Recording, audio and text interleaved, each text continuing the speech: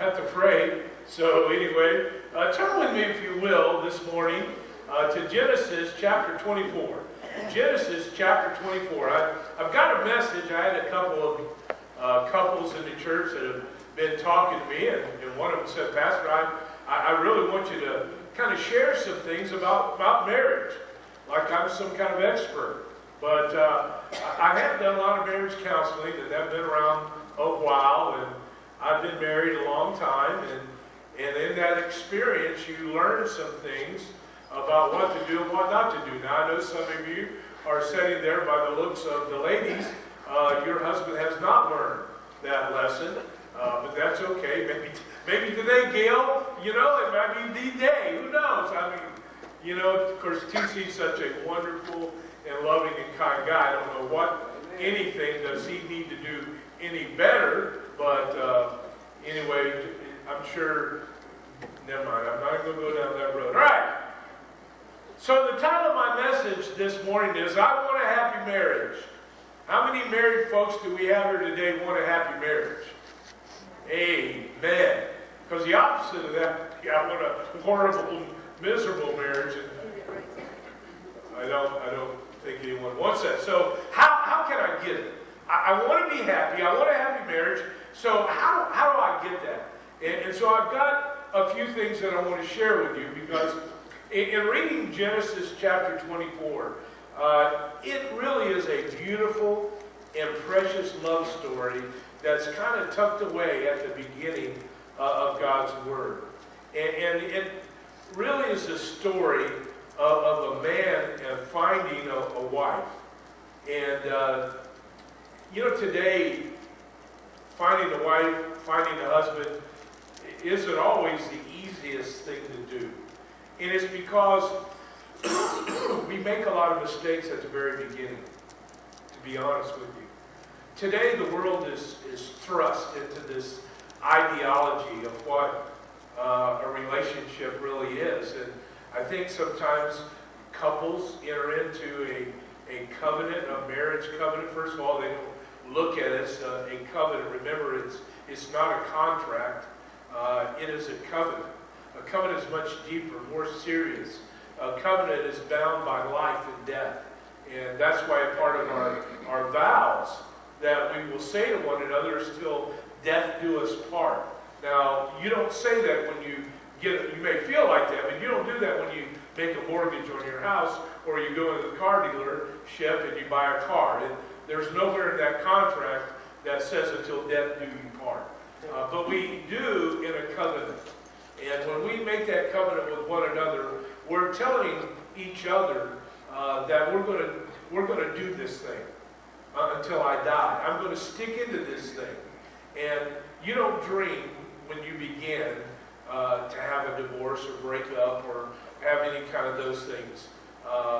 If you enter into a marriage with that kind of mindset, then you're in trouble to begin with. And so let me just share with you, allow me, if you will, please, to read Genesis chapter 24, beginning at verse 1 out of the Living Bible, just because of the vernacular in today's term, it flows.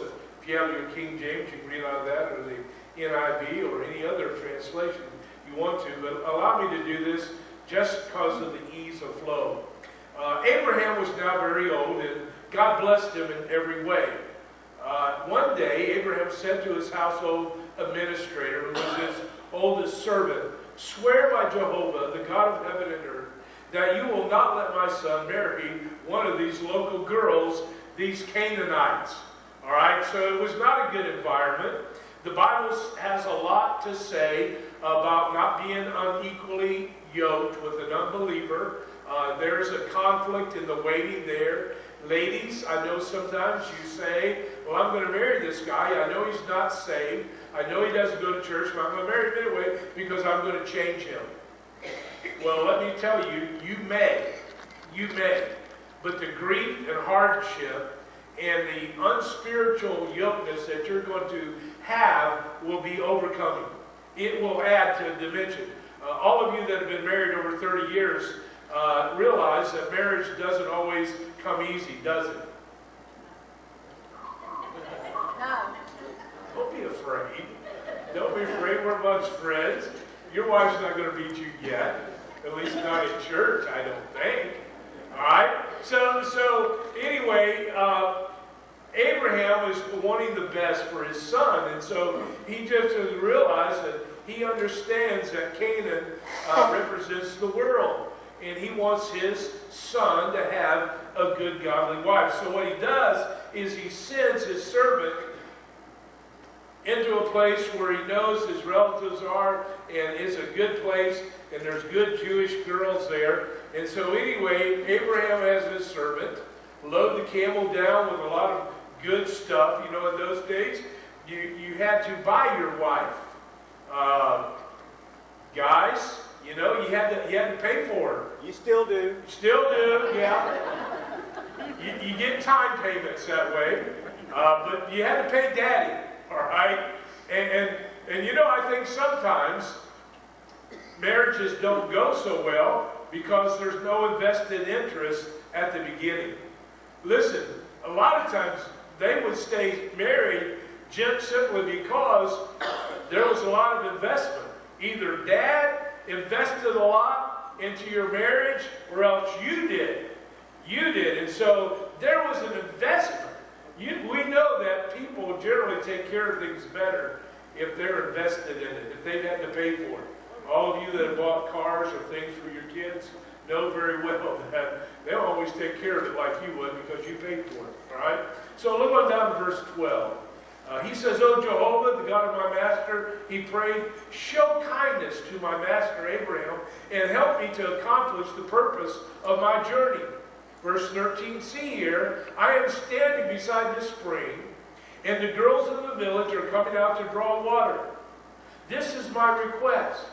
When I ask one of them for a drink, and she says, 'Yes, certainly, and I will water your camels too,' let her be the one you have appointed as Isaac's wife.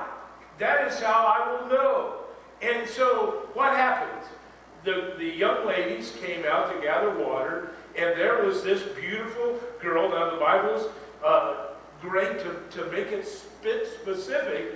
And then Rebecca arrived with her water jug on her shoulder to fill it in the spring. And there, when the servant asked her, will she give him something to drink, then she said, "I'll draw water for your camels too, until they've had enough." And a man that findeth a good wife findeth a good thing. Amen, RJ? You can say that your wife's gone to children's. Yeah, you can say she's a good wife. A man that findeth a good wife findeth a good thing. Here it was. There was a confirmation to the servant for Isaac's wife. Now, back to my subject. Let's talk about this. Let me give you. Listen, I tried to get it down. Can you see that? Okay. All right. I tried to narrow it down, so I'm going to talk fast. You listen fast, but I've got this information for you. Here's after 40 years of ministry and thousands of hours of counseling couples, I've come up with these 12 rules for a happy marriage. All right? Can you write that fast, Karen? Yeah, buddy. Come on. Number 1, make God your friend and confidant. Remember, let me remind you, married people and people that want to get married and thinking about marriage one day, listen, God's for you. He's not against you. He's for you. He's on your side. He wants you to have a happy marriage. As a matter of fact, Proverbs chapter 18, verse 24 says, "There is a friend that sticketh closer than a brother, and that friend, my friend, is God." God will be with you in your marriage. Talk to God. Pray for your wife. Pray for your husband. Pray for your family. If you're married here and you don't daily pray for your mate and pray for your marriage, then you're just opening yourself up for a world of problems. Now, let me deal with the touchy issue, because you know that's just what I do. God never intended for there to be divorce. He just didn't, folks. He made a man and woman be able to live together forever and ever. That's the good way to do it. Matter of fact, in Matthew chapter 19, verse 8, Jesus was asked this very question. And they were trying to negotiate with Jesus, which is the better way. There was two schools of thought in that time that Jesus lived. And number one was that you could put your wife away for anything. I know this sounds male chauvinistic, but it was a man's world in those days. All right? And so you could put your wife away for any reason. That was one school of thought. In other words, if she didn't like how she scrambled your eggs that morning, you could go to the city gates and read to her a bill of divorcement. And then you would take off your right sandal, take off your right sandal and you would throw it. Okay? And that was a sign of your rejection, all right, of her. Today, she would pick up a side of the gate door and throw back at you. So it's a different world than it was in those days. And then the other school of thought it was more biblical of Leviticus chapter 26, 27, 28, where you had to have a reason. You had to have a reason. In reality, until about 1972 or 73, in most states, you had to have a reason. But lawyers came up with an idea of let's just have a no-fault divorce. No-fault divorce. In other words, nobody has to blame anybody. You just have differences, then you can just get a divorce for any reason. And I just want to say to you again, Jesus said in Matthew 19:8, because of the hardness of your hearts, okay, that means divorce. That means God hates the putting away.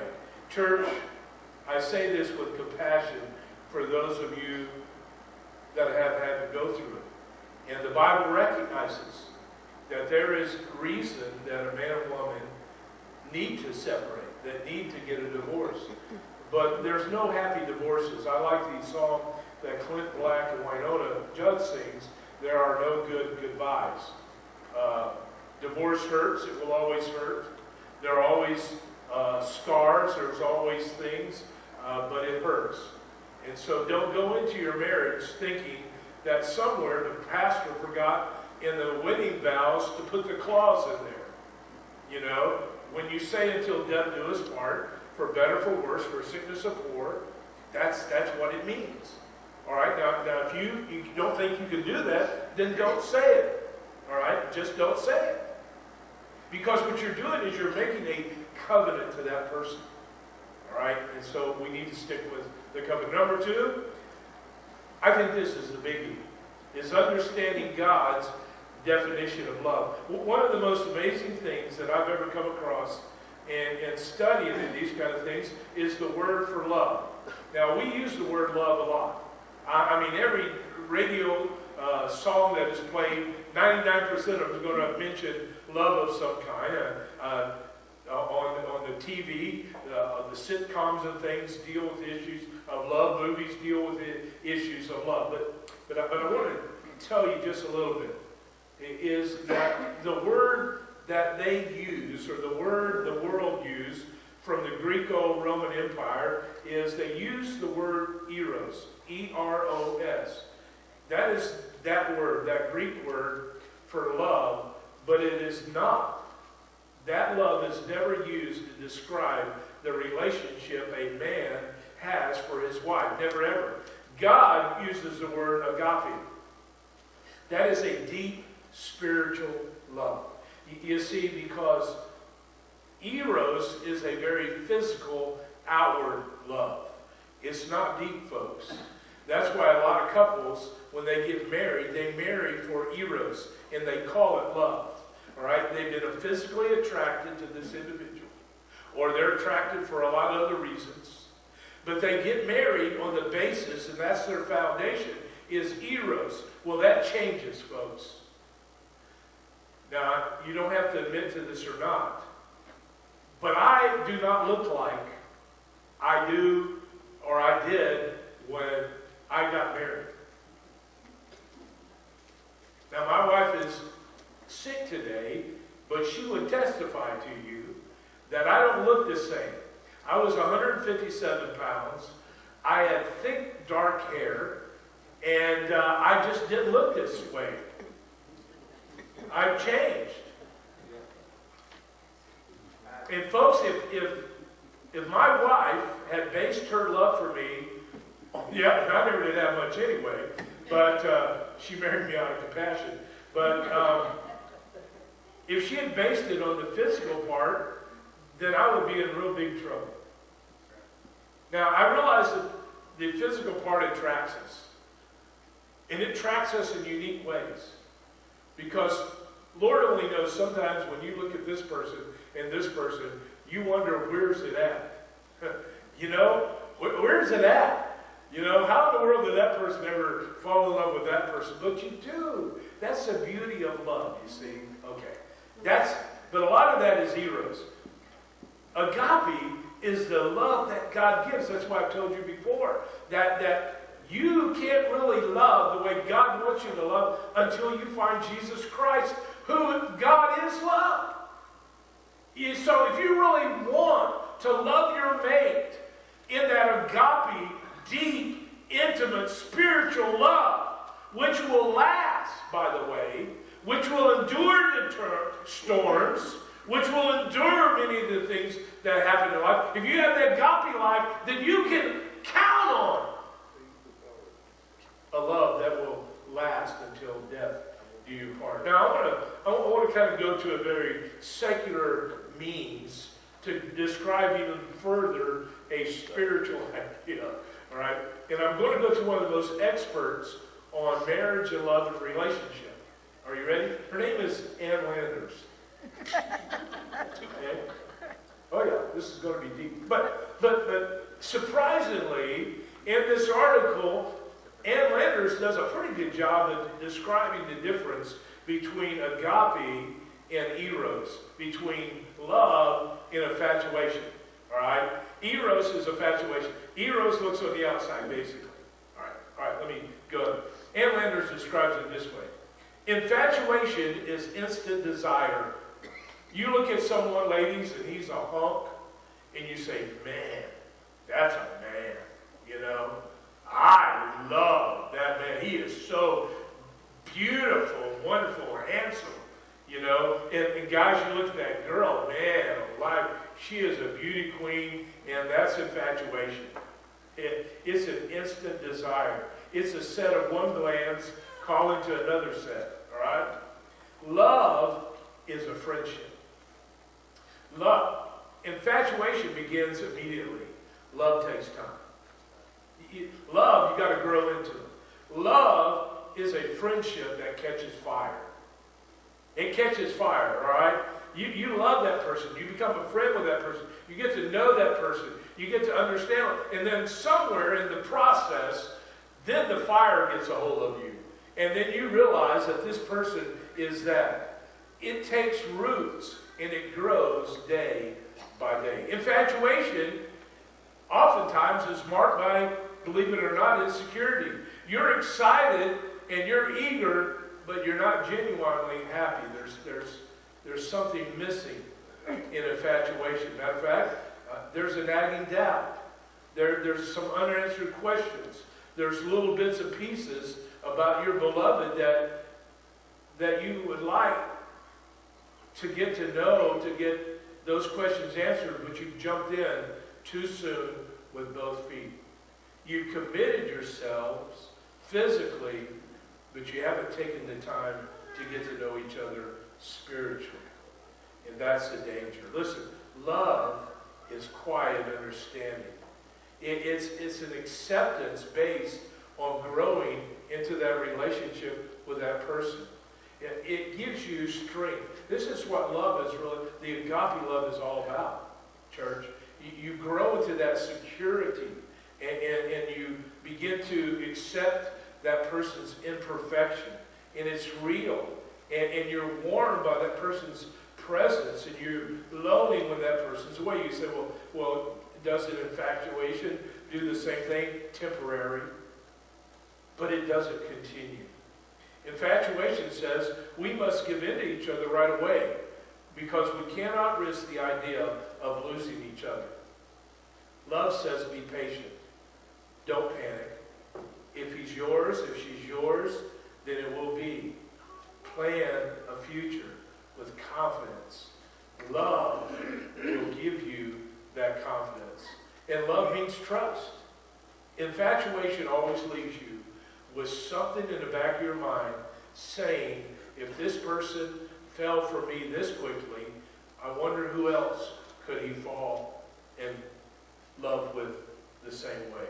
So there is a difference between infatuation and love. And there's a lot of folks today that were infatuated. They had the eros, but they didn't have the agape. And the only way you can get the agape is be a follower, a believer in Jesus Christ. Number 3, they'll start moving quicker. Freely give words of appreciation and praise. Proverbs chapter 25, verse 11 says this, a word fitly spoken is like apples of gold in pictures of silver. Let me say, appreciation and praise goes a long way in marriage. I don't care if she's in the kitchen and she's cooked for you all her life. You need to tell her what a marvelous job that she is doing. Compliment her. I don't care if she's made that same pot roast 3 times this week. All right? Compliment her. Praise her. Tell her how good the food tastes. All right? Ladies, I don't care if he's 4 foot tall. Brag on him. Hold him up, and he'll feel 10 feet tall. Compliments. Praise. A husband came home one evening and met his wife. She was in tears. And she said, oh, sweetheart, I don't know what to do. Your dog ate all the biscuits I made for you using my mother's special recipe. And he replied, sweetheart, don't cry. We'll get another dog. Compliment her. Praise her. Number 4, listen, number 4, don't criticize him or her in public. Never, ever. Matthew chapter 18, verse 15 gives us a way that we can share our grievance. You say, well, Pastor, I thought that's the way you deal with problems in the church. Listen, a family is just like a church. And never criticize, never air your grievances with one another. I've sat in a room with couples that for the 30 minutes or an hour, all you hear is the pokes and the jabs and the digs. Someone will say something, and that guy will turn around and say, yeah, well, that's not like what my wife does, you know? Yeah, she doesn't, yeah, my guy, he's sorry, good for nothing, lazy, you know? You know what that does? It makes him feel, maybe he can smell, but it makes him feel small, and it makes her feel cheap. Don't air your grievances in public. Number 5, treat that companion as you did when you were courting. Treat one another the way that you did in the beginning when you were trying to get them in the first place. Listen, I have counsel infinite. Well, I was going to say hundreds, and it could possibly be hundreds. And the first thing that usually comes out, well, they don't treat me like they used to. Well, why not? Well, you know the old saying, well, I told you I loved you when I married you. And if anything changes, I'll tell you. Well, that doesn't work. You need to constantly tell that person that you love them. Treat them good. Buy them a card. Get her a rose. I can't afford a dozen roses. Get her a rose. Get her her favorite box of candy. Do something special for one another like you did when you were trying to get them. Don't get in the conquest thing, you know? I've heard a lot of ladies say, listen, he just given up. You don't do. Listen, guys, treat her like she's your princess. Treat her like you love her more than anything else. Again, when I counsel a couple that's been having trouble, I begin the counseling session like this. I want a truthful answer out of both of you. Do you love this person more than you love your life? And when I see the hesitation, or when someone says, well, I don't know if I go that far, then it's over. There's no need to continue counseling. Because listen, if you don't love that person, the Bible says we are to love our other person. It uses the term in Ephesians to men, to love your life like Christ loved the church and gave his life for it. Listen, we have to love one another more than we love ourselves. And if we're really honest, we love ourselves quite a bit. Amen, or won't we? All right. Love one another. Here's a little thing. He says, before I married Maggie dear, I was her pumpkin pie, her precious peach, her honey lamb, the apple of her eye. But after years of marriage, this I thought I'd forced to utter. Those fancy names are gone, and now I'm just her bread and butter. So sad, huh? So sad. Treat each other lovingly. Court one another again and again and again. All right, number 6. Plan a little kindness. Plan for it. It's an intentional act. You see, one thing about happens that we get into in marriage is a big rut. We do the same things. I'll go to work, go grocery shopping, go here, go there, go out to eat. Some of you go to the same place at the same day, at the same time, every week after week after week after week. Don't do that.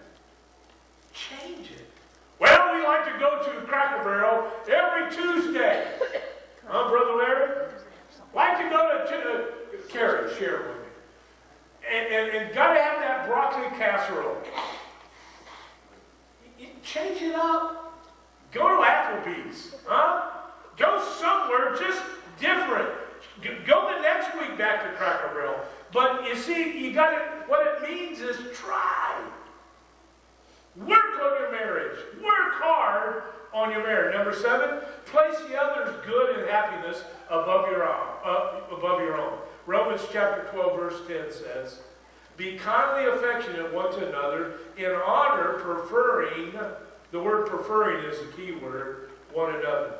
Work at it, husband and wife. It just doesn't happen. And it's easy to let it get stale. It's easy to, so place the other side. Wake up in the morning. How can I make my wife, how can I make my husband happy today? And it will be in the most simplest of things that he does. All right? Get the keys to his truck and go out there, Kathy, and put a little sticky love note on Charles's steering wheel. Huh? And listen, it will make Charles' day. Go on in, Charles. Huh? Others of you. Huh? Just those little things. I'm looking at John and Joe. We'll talk about that later. All right. Just kidding. All right. Number 8. This is a biggie. Talk and discuss things together. Have you ever noticed how the longer you're married, the less words that you use, and you go back to kind of primeval type of grunts and groans? You know, Tim Allen does a good job at it, but you know, it's like you're sitting at the dinner table, and you know, your husband looks at you and goes, and the wife automatically gets him the mashed potatoes. Because she knows what those grunts are. Huh? Because that's what it's gotten down to. You know. You know? And so we communicate. That's what words are for. I mean, can you imagine a love song with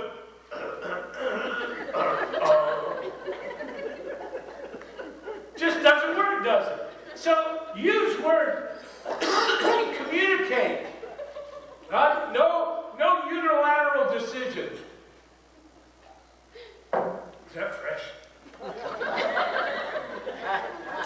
Talk together. Talk things over. Number 9. Number 9. Put anger far from you. Ephesians chapter 4, verse 26 gives us a great verse. Be angry and sin not. Listen, after you've married for a while, you learn what buttons to push, don't you, guys and girls? Come on now. You know what buttons to push. You know what things to say that is going to make him or her go ballistic. Why, then, do we push those buttons? Huh?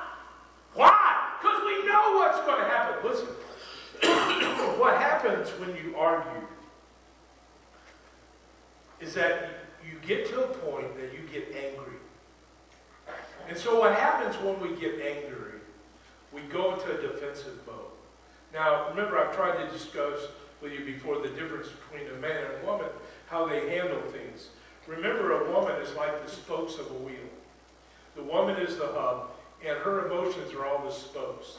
That's how a woman can be looking at a soap opera, crying, while washing the dishes, paying bills, taking care of a sick child, and everything else, that she is interconnected with her emotions and her feelings.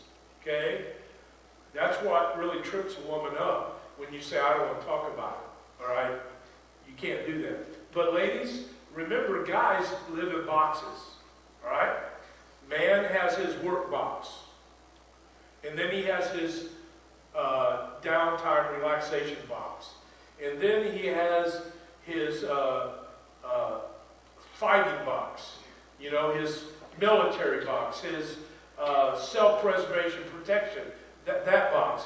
And then there's this little box that's called emotions. That's how a man, Brother Ronnie, and some of you others understand what I'm talking about. That's how a man can go out and do battle, kill people, do war, and then come back to the bunk and to the chow hall and eat supper and do all and be totally relaxed. It's because he transitions out of that box. And so, guys, we've got to understand that a woman stays connected with everything. It's all there, right? And it's all spinning. And guys, they need some Dramamine.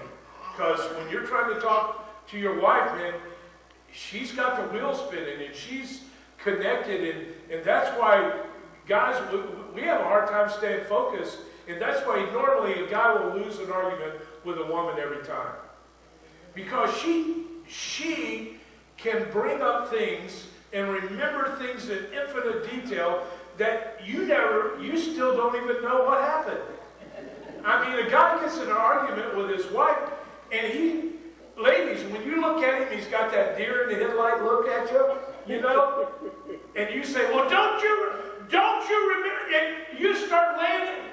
He really doesn't. He's sitting there going,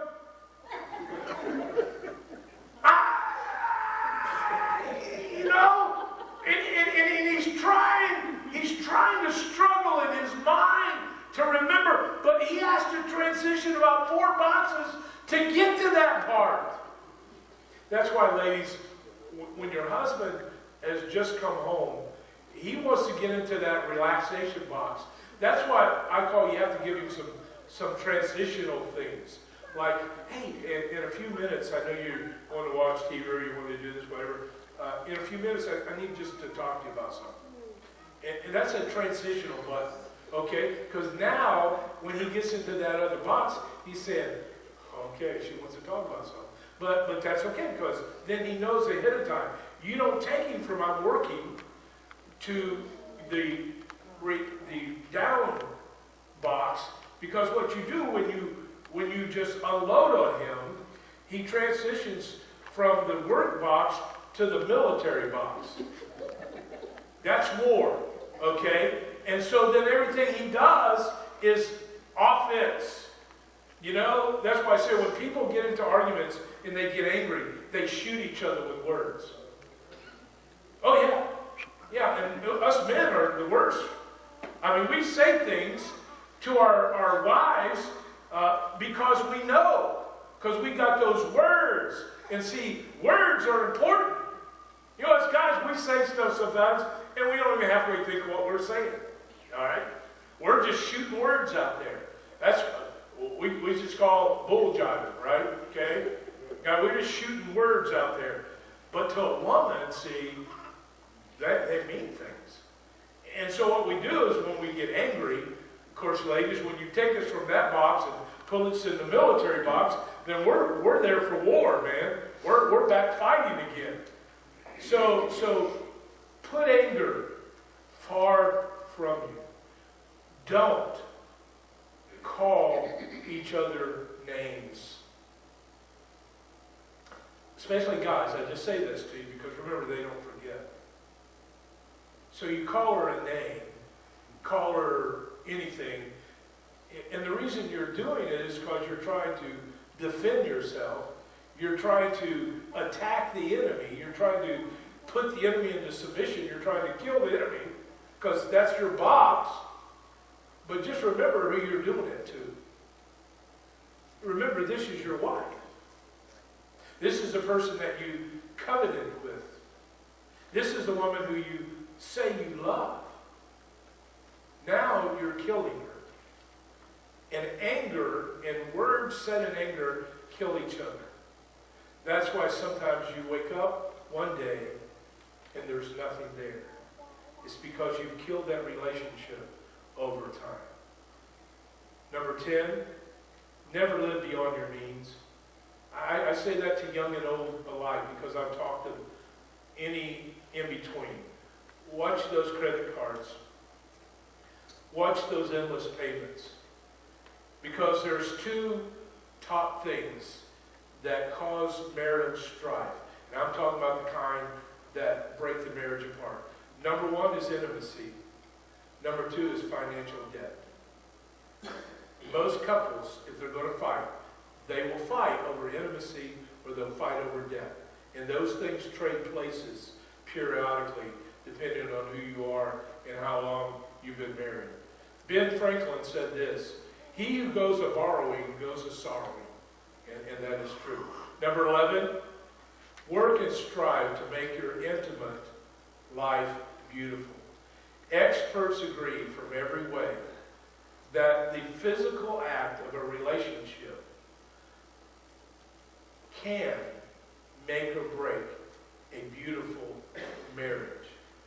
Talk about it. I've talked to couples that have been married for a long time and they never talk about it. They never talk what makes them happy. Why? And I'm talking to most of you adults here. Our young people are gone. Why don't we talk about one of the most important things in marriage? You married that person. Talk to them. Love them. Explain to them. Relate to them. Make it a beautiful thing. You know, when we refer to the master bedroom, it's rightly named because if there's a storm brewing, he'll appear there first. If there is a lack of floodgates of understanding, listen, you'll feel it most in that place where you sleep. A fellow came down the stairway to breakfast room, and the old boy was just kind of growling and frowning. And his wife says, well, trying to make him happy. You know, ladies are good peacemakers. They like things to be good. And so she said, well, honey, how do you want your eggs today? And he snapped back at her and said, cooked. So she said, well, sweetheart, how do you want them cooked? And he barked back at her, I want one egg fried, one egg boiled, and one egg scrambled. So she fried one egg and boiled one egg and scrambled the other egg and laid it before him. I mean, she tried to meet his needs, his request. And he growled and looked on his face, and She said to him sweetly, "Well, now, honey, what's the matter?" And he looked back at her and he said, "You scrambled the wrong egg." They need counseling. Finally, number 12. Number 12. This is the biggie. Center your marriage in Christ and in the church. Let me give you some scriptures. 1 Corinthians chapter 7, verse 39 says, "She may marry whom she will, only in the Lord." And then 2 Corinthians 6:14 says, "You are not to be unequally yoked with an unbeliever." When a husband and wife bow before the Lord, they give their vows and they give their love. Folks, just let me tell you something. Christians, sad to say, have as much trouble as the world does nowadays. And that's because we as a church, and I'm talking about the body, we've drifted so far away from the principles of God's Word. We've drifted far away from where we ought to be. So therefore, the home is the church. You see, God established those. He established the home, and then he established the church. And those two institutions have been established by God and God alone, and they're his rules and his regulations. And unfortunately, in our world today, we've tried to make them our own. We've tried to make God fit into our own way and our own image, but that's not the way it works. We've taken marriage from a covenant. That means a covenant until death. We turn it into an agreement. And if I disagree with you, then it's over. And again, I speak to those of you that have had to go through a horrific divorce. And I know sometimes you had to. You had to. And again, I say to you, the Bible gives proper place to that. So I say that to you, to those that have been divorced. There is a proper place. Now, if you got a divorce because she scrambled the wrong egg, then you're in trouble. If you're a Christian.